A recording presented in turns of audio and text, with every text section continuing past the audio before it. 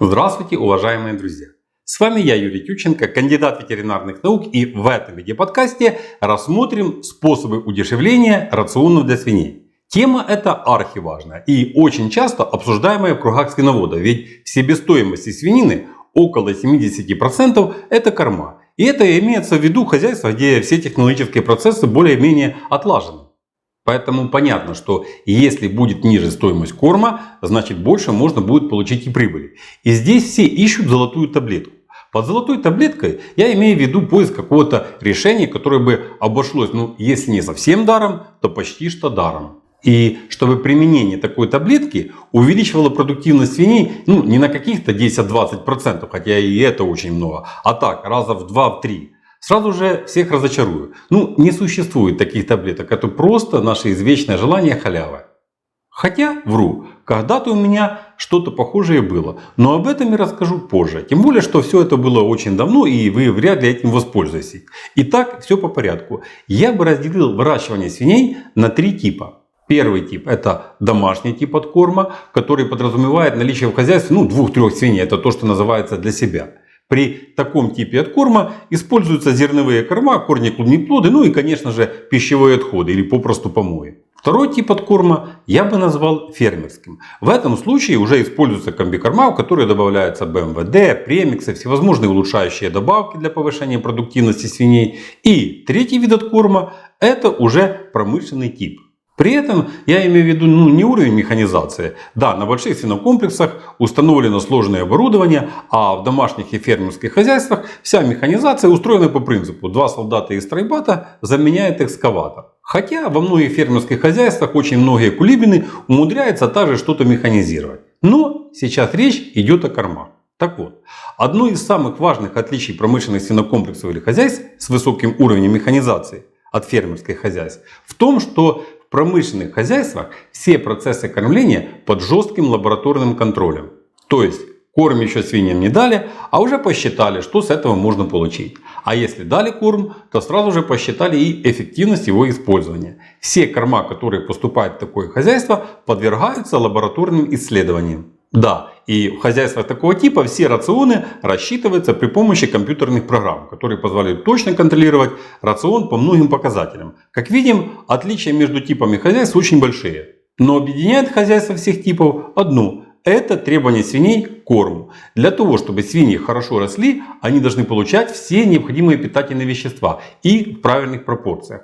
В кормах должно быть правильное соотношение энергии и протеина.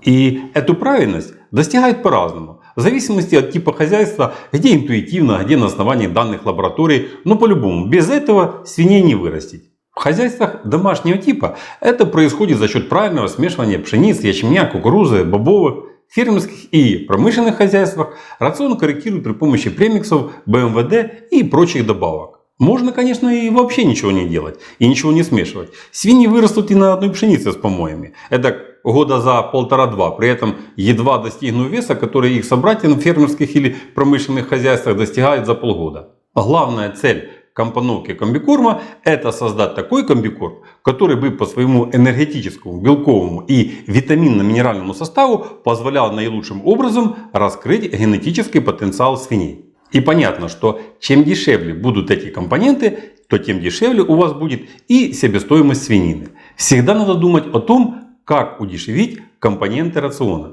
Первое, с чего надо начинать, это касается фермерских и промышленных хозяйств. Это контроль качества входящего сырья на питательность. Это содержание в корме и белка, и клетчатки, и жира. Важно как энергетическая ценность корма, так и содержание в нем белковых компонентов. Ведь для свиней очень важно правильное соотношение в корме энергии и лизина. Второе, что надо обязательно делать, это внимательно считать стоимость стартерных рецептов. Ведь стартеры стоят намного дороже обычного комбикорма. И даже лишний день кормления – это дополнительные затраты.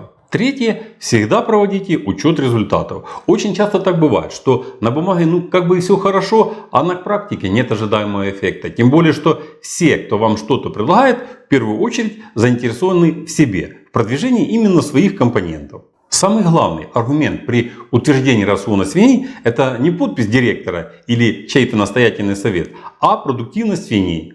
При удешевлении рационов в первую очередь необходимо уменьшить затраты на килограмм живого веса. Для этого необходимо знать вкусовые предпочтения свиней. Нельзя использовать в корме те составляющие, которые свиньям не нравятся. Также необходимо контролировать форму и фракционность корма. Толщина помола зерновых имеет очень большое значение. Для каждого вида зерновых существуют свои требования. Обязательно необходимо следить за работой кормушек. Если они неправильно настроены, то даже эта, казалось бы, мелочь может увеличить потери корма на 20-25%. Один из вариантов удешевления рациона – это замена компонентов корма на более дешевые. Но это возможно только тогда, когда есть уверенность, что свиньи будут это хорошо употреблять. При этом, что очень важно, питательность не должна быть меньше, нежели у традиционных компонентов. Особенно важно контролировать уровень протеина. На рационах для лактирующих свиноматок экономить вообще нельзя, себе дороже. Если свиноматки будут плохо потреблять корм или недополучать питательные вещества, то это отрицательно скажется на их молочности. И как я уже сказал, что обязательно надо контролировать поставщиков методом проведения регулярных лабораторных анализов. Вы должны быть убеждены в качестве сырья или компонентов корма, который получают свиньи. Таких вот рекомендаций или маленьких секретов вагон и маленькая тележка. В формат видео это никак не поместится. По этой теме можно провести отдельный огромный семинар. Да и то вряд ли этого будет достаточно. А потом еще столько же времени вы будете меня дополнять, что я не сказал. По этой теме очень часто проводятся всевозможные конференции и дискуссии. Самое главное, не ведитесь на такую тему. А целесообразно ли экономить на кормах для свиней? Для меня непонятна такая формулировка. Я понимаю, что надо стремиться к удешевлению стоимости килограмма мяса при выращивании свиней путем снижения стоимости кормов в рационе свиней. Но это никак не значит, что мы можем как-то уменьшать количество энергии и белка в рационе. Поэтому наша цель – экономить не на кормах, а снижать стоимость корма, не снижая его питательной ценности. И находить такие решения, которые бы позволяли получать более дешевое мясо. Причем в этом вопросе есть масса общих рекомендаций, а есть еще и какие-то частные моменты, которые зависят непосредственно от хозяйства и его доступа к тем или иным ресурсам. Все надо пробовать. Я в начале видео сказал, что в этом вопросе золотой таблетки не существует. И сказал, что тем не менее у меня когда-то была такая таблетка. Скажем так, что эта таблетка была не совсем у меня, а у моих родителей. И что было это достаточно очень давно. А весь секрет таблетки был в том, что когда у нас дома заканчивался комбикорм, то отец мне говорил: Юра, я там договорился с дядькой Иваном насчет комбикорма. Он завтра после обеда будет ехать с фермы и завезет мешков 5 комбикорма. Так ты возьми в столике на кухне бутылку и закусь, и отдай ему. А комбикорм он пусть сложит в пристройке возле сарая. И я даже не знаю, кто в этом случае был больше доволен. Или дядька Иван, или отец. Мне тогда это было все равно. Но проблем с тем, чем кормить свиней, у нас дома никогда не было. Это было так давно, что я даже и не помню. А правда ли все это? Не помню. Но то, что сейчас уже нет таких золотых таблеток, так это точно. Это правда. А раз золотые таблетки закончились, то будем рассматривать варианты, как успешно обходиться без них. Но это уже будет в наших последующих видео. А пока на этом все. Здоровья вам и вашим поросятам. Подписывайтесь на наш канал и до новых встреч.